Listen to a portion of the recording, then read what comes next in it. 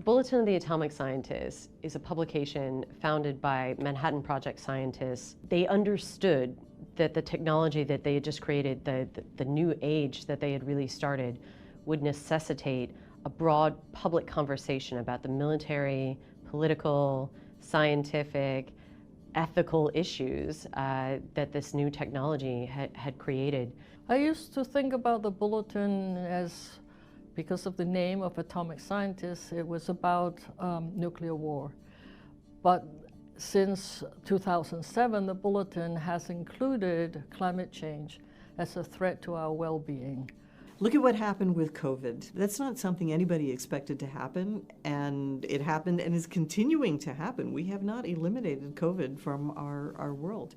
So we don't have a choice at the Bulletin but to include the biological risk in our calculus, or the Doomsday Clock. The Doomsday Clock symbolizes the risk to humanity from the collection of dangerous technologies and activities that humans are responsible for. Using the clock, the Bulletin's able to inform the public about the nature of the threats facing humanity and to encourage them to actually get more involved, to take action, and to be aware of whether or not we're moving closer to or farther away from our own destruction. Last year, the Bulletin set the Doomsday Clock at 89 seconds to midnight, the closest to disaster it's ever been. So now the question is, how does this year compare to last year? So the deliberations of the Science and Security Board that set the Doomsday Clock every year are pretty intense. In the past, it's often been quite complicated and hard to come up with the movement of the clock in a defined time. We didn't have those challenges this year. In every area, we have failed to take the steps that are necessary to reduce risks, and there are new developments in every area that make the risks greater. In nuclear, we are seeing leaders across the globe with nuclear weapons accelerate their development of new weapons, talk about arms racing and trying to outdo the other, the possibility of resuming nuclear testing, deploying new, more dangerous types of nuclear weapons, and active conflicts among and between nuclear states and in regions of nuclear tension. You have now many countries around the world investing tens of billions of dollars to modernize and diversify their nuclear arsenals. You're seeing the leaders of those countries talk more willingly about the utility of nuclear weapons, not just in a political sense. Can we use our nuclear weapons to deter our adversary, or can we use our nuclear capability to coerce our competitors into certain actions, but to actually use nuclear weapons on the battlefield, as Russia has threatened to do, as Pakistani officials have threatened to do. And you see what we refer to as arms race instability. And this is how we ended up with over 70,000 nuclear weapons between the United States and Soviet Union during the Cold War. The decline has stopped, and we're now seeing the growth begin again, and the potential for a worldwide arms race is upon us. In 9 days, the last remaining agreement between the United States and Russia that limits the number of strategic nuclear weapons they can each possess and deploy will expire, and there is no agreement to replace it. So for the first time in generations, both of these countries will be free to deploy as many nuclear weapons as they want or believe they need. That is the fundamental spark for what could be a nuclear calamity. Every year the fever goes up. Every year we break another record. The warmest 10 years are in the last 10 years. There's a metabolism to the planet, the ecosystems, the oceans. There's a whole metabolism. And the fever, that's warming temperature, is damaging everything. It's influencing everything. Since the 1800s, since the Industrial Revolution, we can document the increase in temperature around the world. And now we have satellites that monitor the ecosystems, the oceans. But with what is happening now, and why I'm so worried, is that I feel like my fever is going to put me close to the ICU. And the monitoring devices are going away. The initial focus of the Bulletin was the nuclear threat. That later expanded to include the threat from climate change.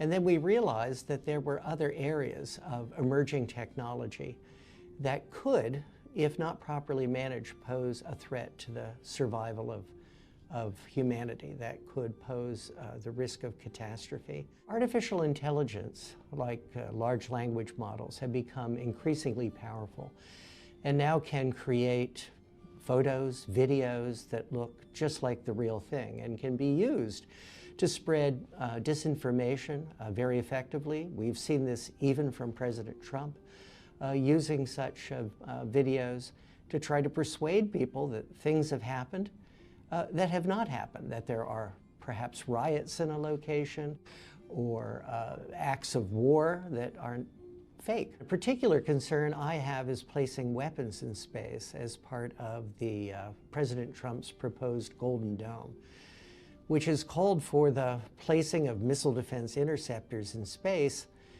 And while those would not be probably useful in protecting us against nuclear attack, they would be able to be used against other objects in space. And this could trigger a competition with Russia and China to place their weapons in space and pose the possibility of a war in space. AI and bio are not necessarily things that if they came together, they would be horrible and terrible and negative.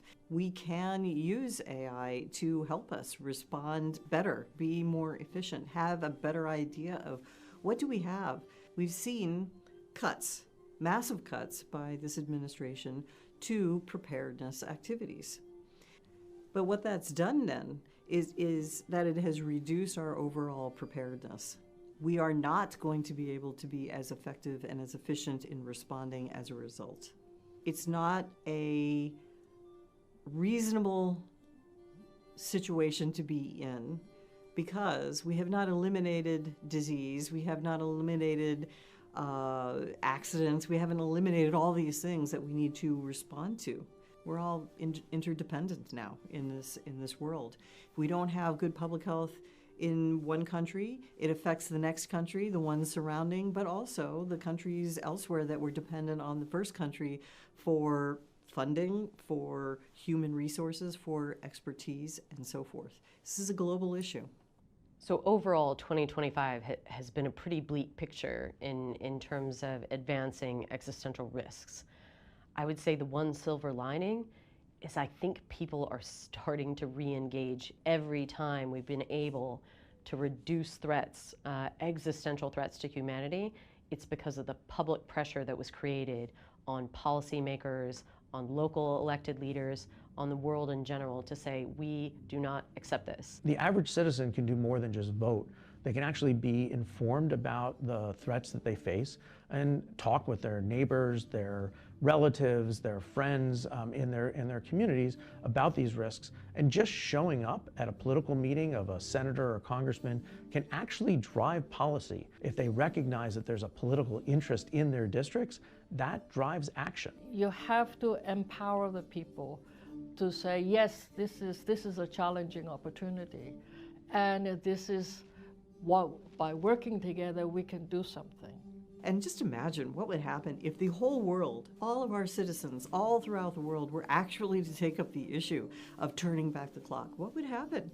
I can't imagine a situation in which that enormous group of people would somehow be ineffectual. The Doomsday Clock is really a metaphor for the amount of danger that we're in. It's pointing to the urgency of the threats all around us. But it's also a call to action. I actually see it as a positive symbol insofar as we have time left to fix the problems that we ourselves have created by working together, by creating the necessary political will and the scientific analysis that will help us save ourselves, for lack of a better term, from ourselves.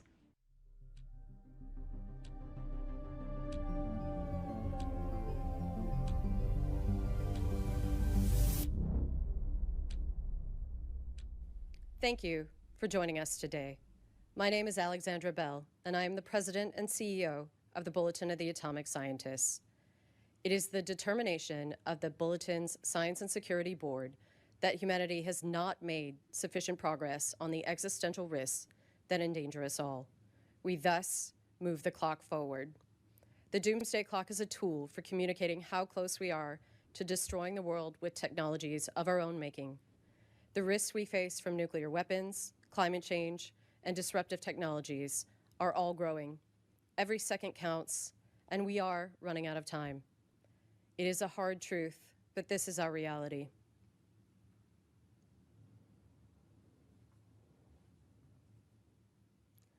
It is now 85 seconds to midnight. This is the closest the world has ever been to midnight.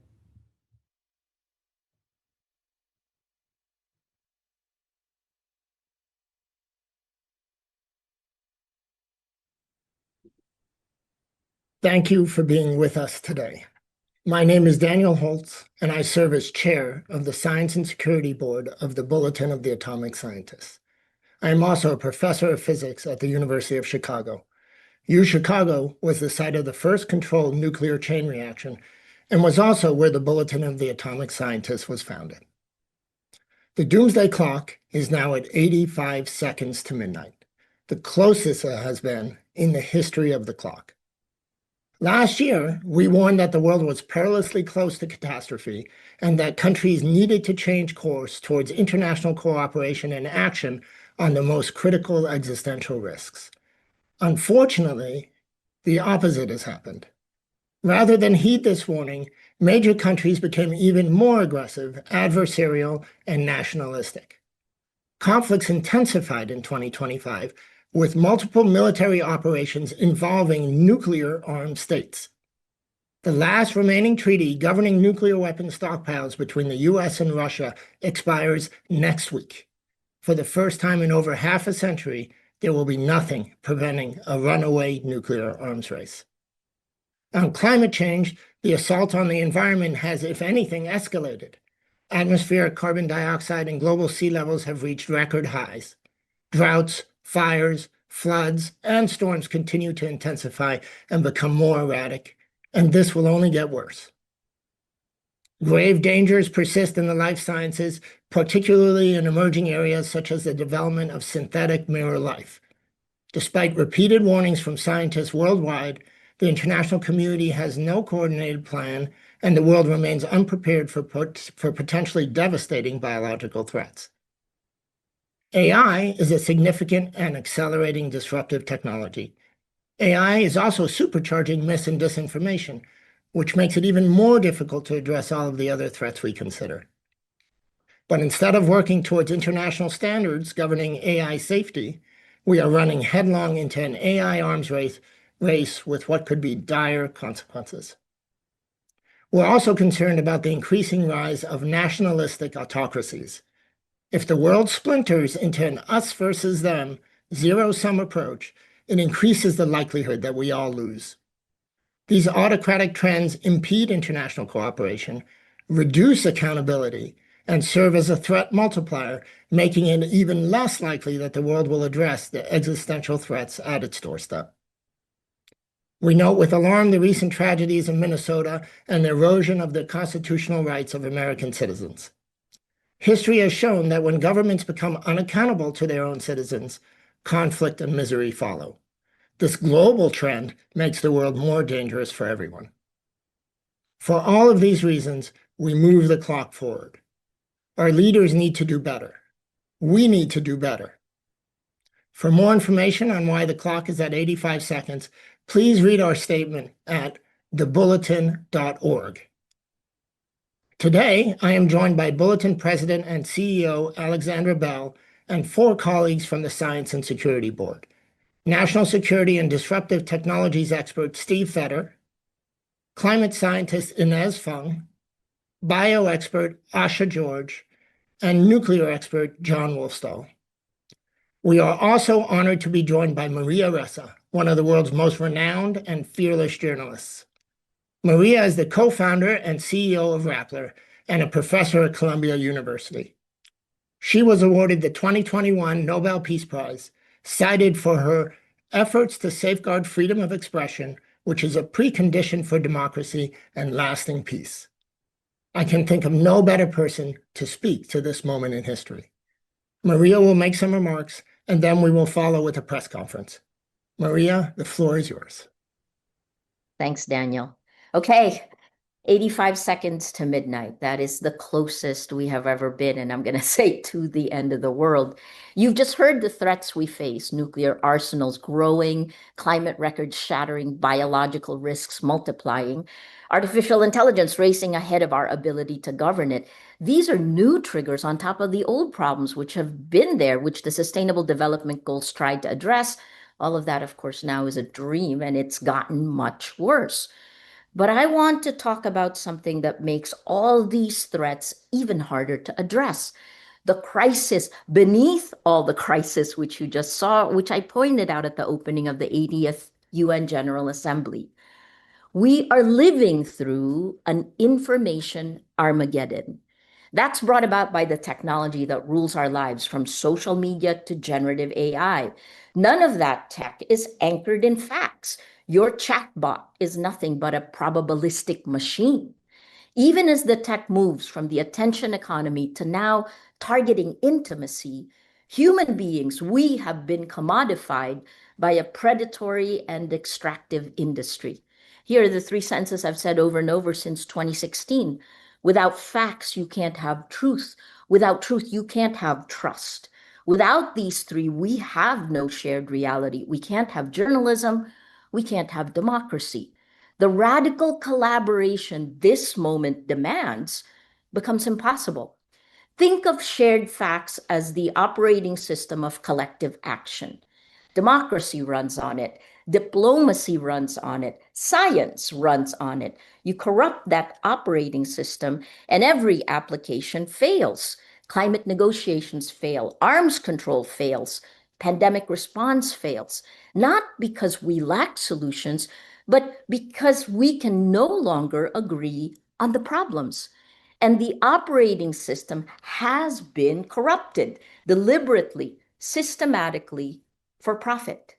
The platforms that mediate our information were built on an extractive and predatory model. They turned our attention into a commodity and our outrage into their business model. At the Nobel lecture, I called it toxic sludge. This brings out the worst of humanity. They don't connect us, they divide us. And in that division, they've enabled the collapse of cooperation and the rise of illiberal leaders who exploit chaos. As of last year, VDEM pointed out that 72% of the world is now under authoritarian rule. In my country, the Philippines, we lived through this. Disinformation enabled a brutal drug war. It attacked journalists. When I was first arrested in 2019, our top newspaper's headline adapted the Martin Niemöller quote, right? The headline was, "First, they came for the journalists. We don't know what happened next." Well, today, I've won 10 of the 11 criminal charges, the cases filed against me. I joke that the Philippines has now moved from hell to purgatory, and many of you in the West are now moving to hell. Because what happened in my country didn't stay there. That playbook has spread across the world. Last week in Davos, Canada's Prime Minister Mark Carney said this best: "We are in the middle of a rupture, not a transition. The old order is not coming back, and that rupture was accelerated by the destruction of our public information ecosystem. We can't solve problems we can't agree exist. We can't cooperate across borders when we can't share the same facts." Now add generative AI, the chatbots that threaten to accelerate this chaos exponentially, floods of synthetic disinformation at near zero cost, AI slop victimizing millions in scams, supercharging the dysfunction in our information ecosystem. Oh yes, and killing our environment because of the resources it needs to run. But we're witnessing something more dangerous: the fusion of state power with the tech oligarchy. The men who control the platforms that shape what billions believe have merged with the men who control governments and militaries. Might makes right is the new operating principle, and they have the tools to manufacture consent or to simply drown out dissent. Just last week, the NERV released research on how controlling the information ecosystem cements power. The title is Narrative Warfare and the Breakdown of Reality. It showed how in less than a year, what started as a meme became state policy and then kinetic reality in Venezuela.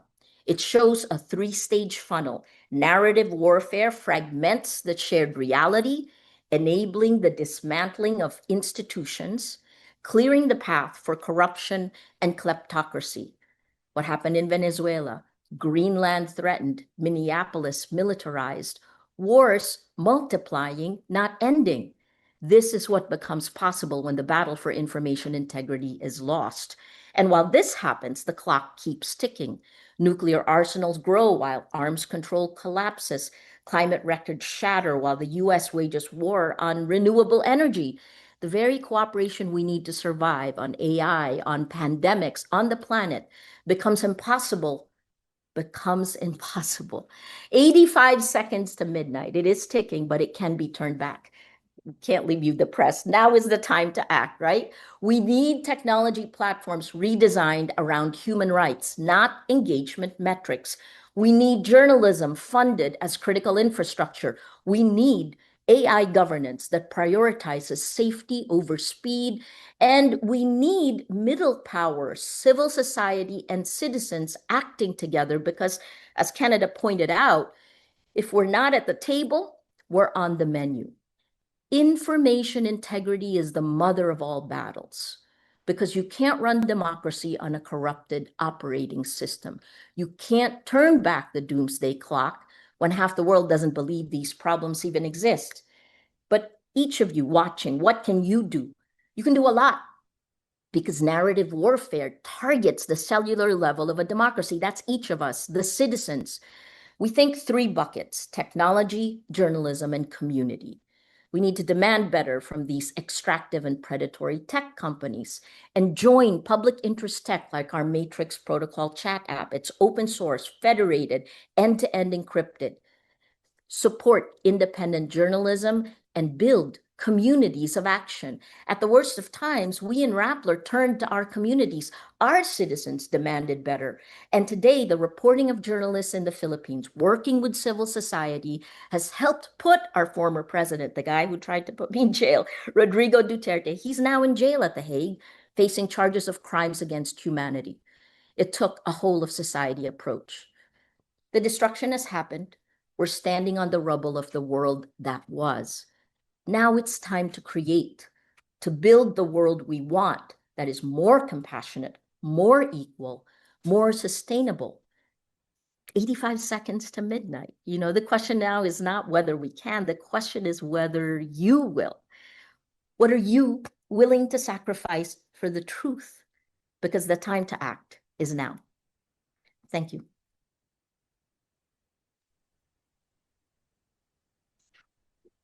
Thank you, Maria, for those powerful remarks. We'll now turn to the press for questions. Thank you. If you wish to ask a question, you may use the raise your hand function and your line will be unmuted when it's your turn to ask a question. As a reminder, the Q&A period is for reporters only. If you're having issues with your own audio or the raise hand function, you can use the text-based Q&A box and we'll do our best to get to all the questions. Okay, let's take our first question from Sean Tandon at AFP. Sean, please unmute yourself. Hi there, can you hear me? Yes. Thanks for doing this. A couple of you touched on this in the comments, the situation in Minnesota. I was wondering if you could, I know this is global, not just the US, but I was wondering if you could describe how much Trump's first year in office affected your the decision to move the clock. I know last year there was some talk that he's already talking about peace and cooperation, at least rhetorically. Is there a disappointment? Is there to what extent have Trump's actions in the first year of his second term influenced this decision?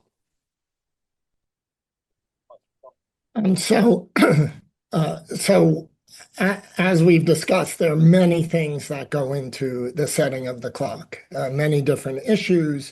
We worry about climate. We worry about the nuclear threat. And of course, we also worry about mis and disinformation. And we mention explicitly, we worry about the rise of autocracy and, as Maria eloquently described, sort of the erosion of democracies globally. So all of these things go in. There have been some actions that have made things much worse. There have been some actions that maybe give hope. What we do is we kind of combine all of these things. We don't divide it into what has this person said or done and how does that now. We look at it holistically and then make our assessment. So it's hard to point at any one thing and say this was responsible for 1.3 seconds. Instead, we really try to capture the full sense of the world. And in our assessment, the full sense is bad. We're now jumping 4 seconds, which is a large jump, to 85 seconds, which is the closest it's been ever. So the main message is we should be worried, but there are many things that can be done that would turn back the clock.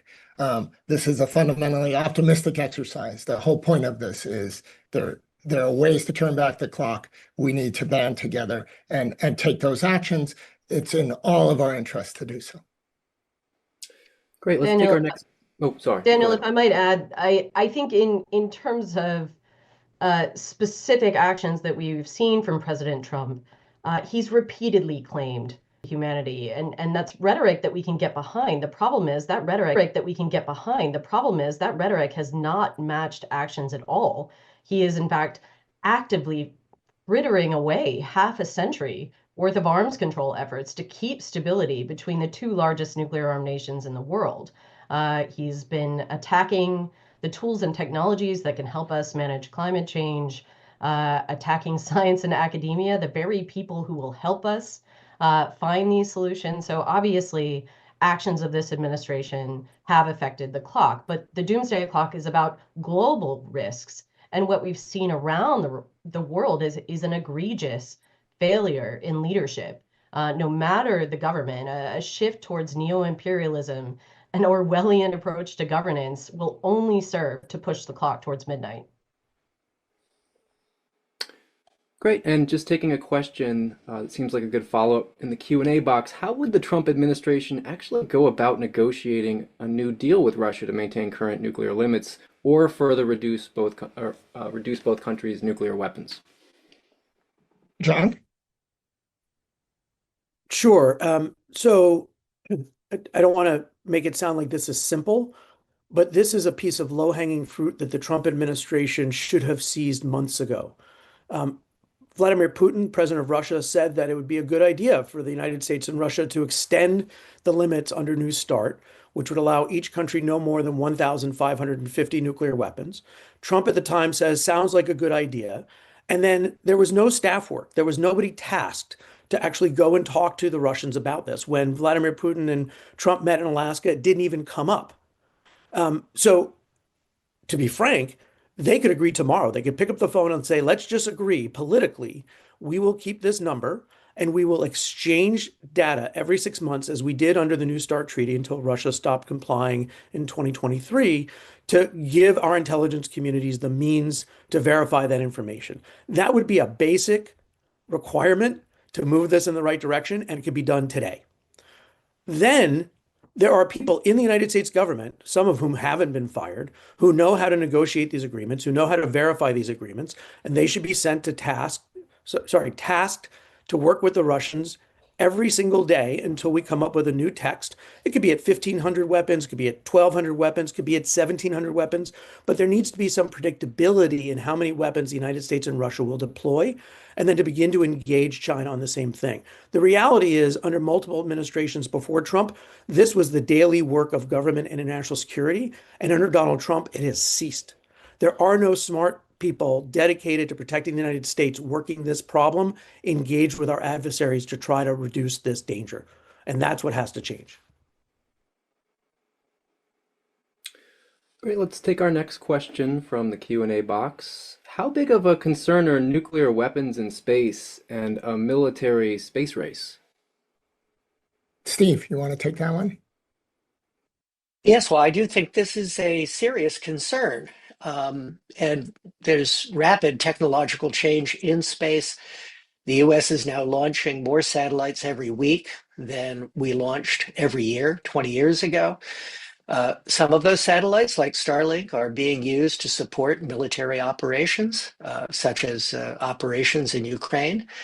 Russia and China have taken notice of that and have talked about how they might disable those satellites as the first act or an early act of war. And because there are so many Starlink satellites, perhaps one of the only ways to disable the whole constellation would be with a nuclear explosion. These concerns also relate to Golden Dome and President Trump's plan to put interceptors in space. That's another case where many thousands of interceptors would be needed, and Russia or China might counter that deployment by stationing nuclear weapons in orbit, by using nuclear weapons in space. So I do think this is a serious concern that has to be confronted. Okay, let's move along to our next question. It's from Barnaby Naburka from the Interwire News Agency. Barnaby, go ahead and unmute yourself. Barnaby, we can't hear you yet. Can you hear me? Yes, we can hear you now. Thank you. Hello, everybody. I have a question regarding autonomous weapon systems. The next generation of fighter jets, tanks, and vessels are being manufactured with similar technology to what we're seeing with drones. So it's not just in terms of navigation and target acquisition, but even firing now is possible via artificial intelligence on board these weapon systems.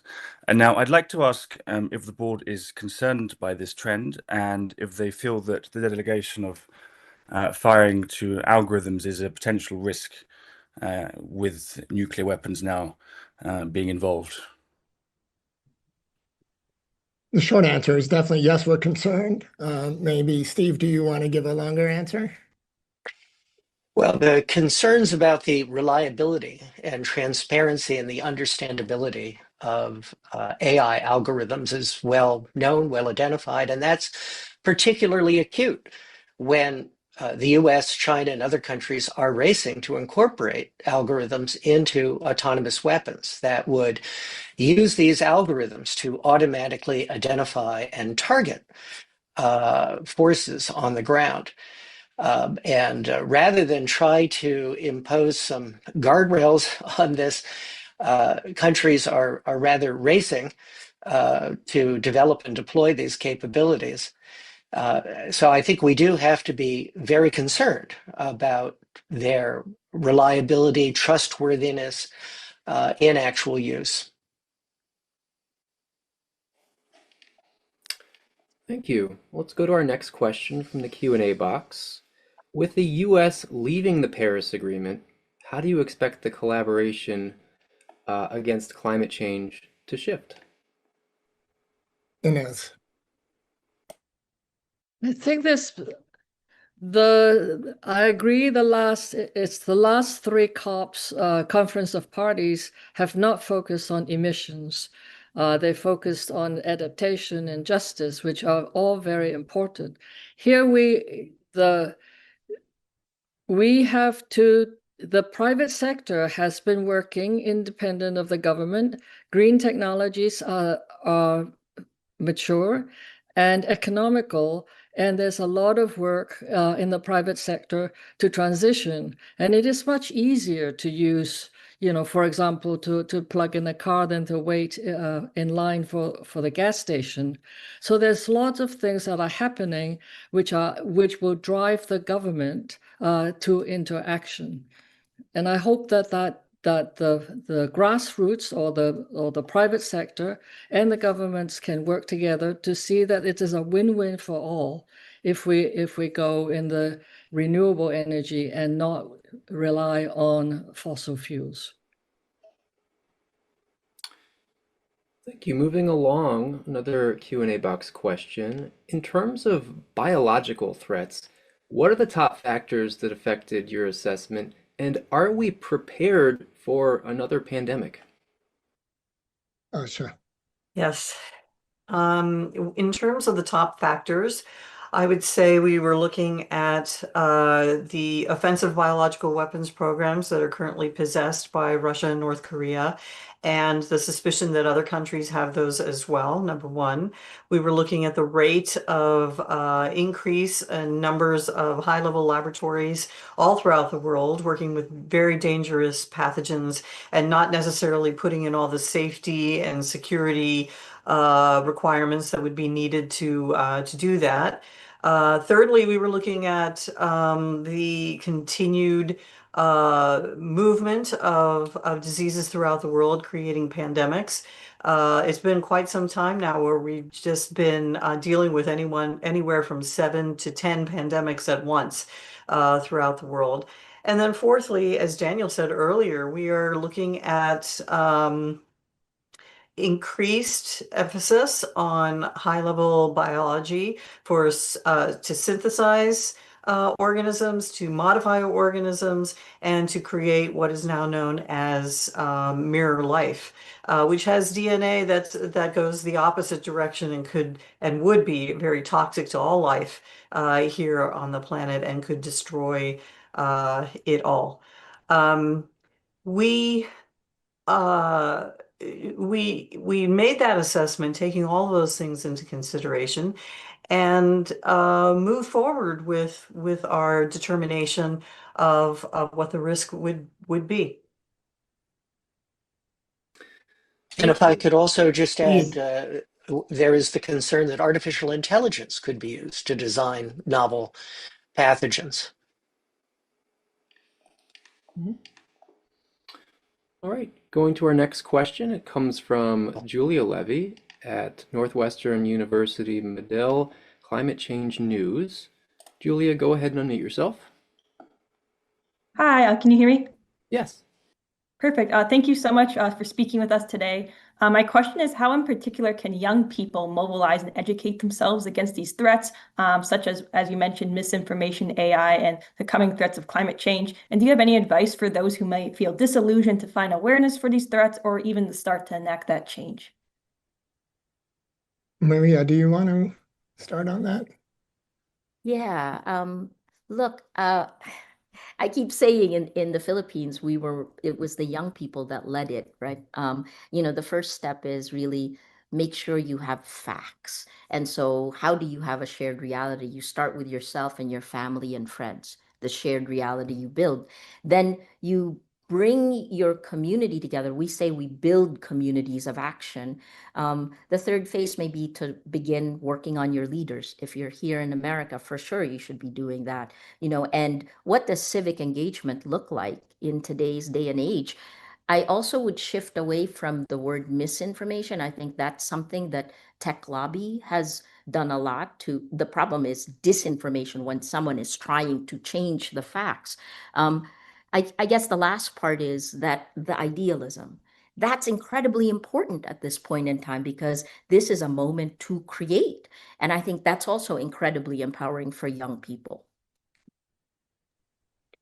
I want to echo that last point that Maria made, which is, this is a very complicated range of threats. But what that means is that there are many different ways to have impact. And the question of how you engage with these threats on a personal level, that's a deeply personal question.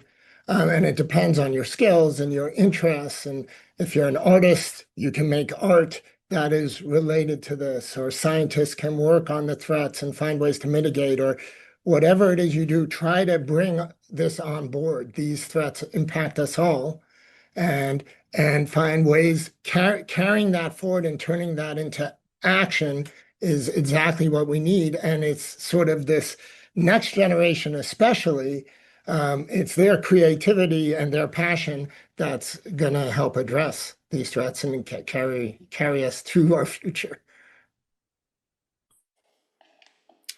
Great. Let's take another question from the Q&A box. Given the current dangerous directions we're on, Where can we see a sign of hope that the clock can be turned back? Are there any practical examples of specific projects that could reverse the pattern if implemented? Um, you know, positive notes, anything like that? Alex, please. Yeah, I think these problems can seem overwhelming if you simply focus on the volume, the scale, the interconnected nature of all these threats.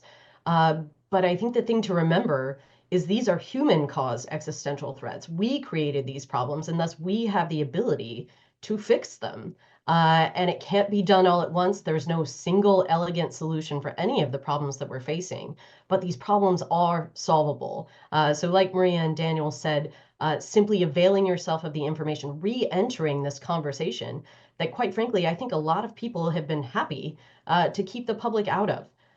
Is re-enter, get information about these threats, talk with your communities, with your civic groups, with your friends, with your families, ask your elected leaders at every level what they're doing about these issues. Every time we've been able to turn back the hands of the clock, it's been because we had scientists and experts working to find solutions and a public that was demanding action, a public that demanded to see these tools, technologies applied for helping humanity, not harming it. So whether it's getting back to the table on arms control agreements, demanding that our leaders go to the negotiating table, demanding that we take the steps to push back against climate change and extreme weather, something many people around the US at least are experiencing today. These are all things that we can continue to work on, but they won't go away just by ignoring them. And there's no doubt that the scale of problems that people face on a day-to-day level can be consuming. But if we get these problems wrong, nothing else will matter. So we need people to incorporate this into the challenges that we're facing, but together we can make a difference. Maria. Yeah, I think there are many success stories on every single one, but one of the things we need to realize is that our public information ecosystem will not give it to you. You have to actively create your shared reality so you find the facts. So you heard from the scientists here and the experts of the Bulletin of Atomic Scientists, but beyond that, once you have the shared reality, then you can act together. That's important for any democracy, right? And I'll use us as an example in the Philippines. By all intents and purposes, I should probably be in jail, right? Rappler should have been shut down. Our lawyers told us in 2016 we were crazy to keep doing our jobs, but we did. I think the last part we haven't really mentioned is values, right? Remember the shared values we have that brought us all together, that created this peaceful world. And then you move forward on that. So look, our shared reality in the Philippines, right? We now have the man who had brutally killed maybe tens of thousands of people. He was arrested in March last year. Rodrigo Duterte is in jail at The Hague waiting for a trial for crimes against humanity. And that is journalists working with civil society.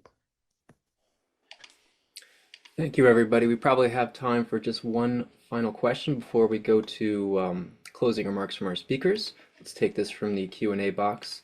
Today is actually National Day of Remembrance for Downwinders in the United States and the 75th anniversary of the first atmospheric nuclear test at the Nevada test site. And last year, the Trump administration floated the idea of restarting nuclear testing. What effect would that decision have on the doomsday clock? John. So we don't get into the business of predicting if the government does this or if that person does that, then the clock will change this much.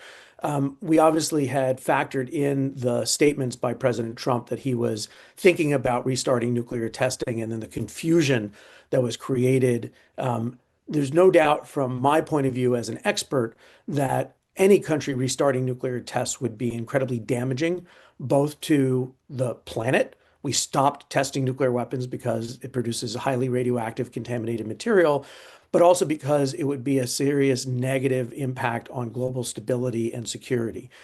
If the United States were to resume nuclear testing, Russia and China would rapidly follow suit.